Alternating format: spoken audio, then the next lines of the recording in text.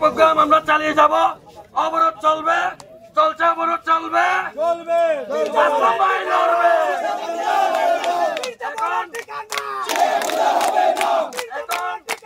জাতীয়তাবাদী দলের যে কেন্দ্র থেকে ঘোষণা হয়েছে, আমরা অত্যন্ত মর্মাহত হয়েছে।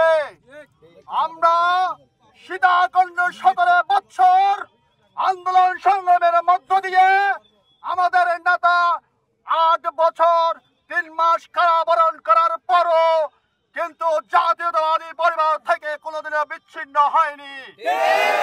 অথচ আসলাম চৌধুরীর পরিবার সহ নির্যাতিত পরিবার, এই নির্যাতিত পরিবারের বাইরে আমরা কোন অবস্থাতে আসলাম চৌধুরীর বাইরে রাজনীতি করার কোন সুযোগ নেই।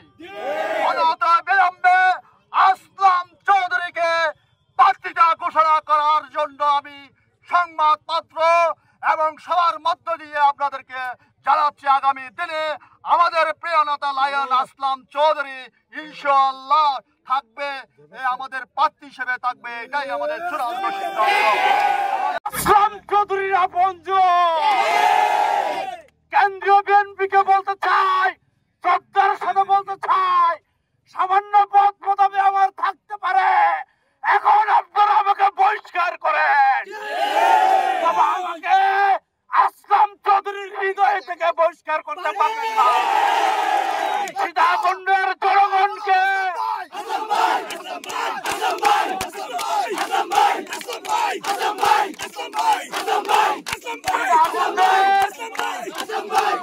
সীতাকুণ্ডের 99টা ওয়ার্ডে আজ একটা আসলাম চৌধুরী গর্ব হয়েছে। আজকে কেন্দ্রীয় বিএনপি যে ভুল সিদ্ধান্ত নিয়েছে তার জন্য সীতাকুণ্ডের তৃণমূলের জনগণ নেতা কর্মীরা ধিক্কার জানাই। আমরা অনতি বিলম্বে সিদ্ধান্তকে প্রত্যাহার করে আসলাম চৌধুরীকে ঘোষণা দিন, আর না হলে বিএনপিকে দেখে দেবো আমরা আসলাম চৌধুরী সীতাকুণ্ডের জনগণের জননন্দিত নেতা। যতক্ষণ না পর্যন্ত কেন্দ্রীয় বিএনপি সিদ্ধান্ত নেবে না, ততক্ষণ পর্যন্ত এই অবরোধ চলমান থাকবে।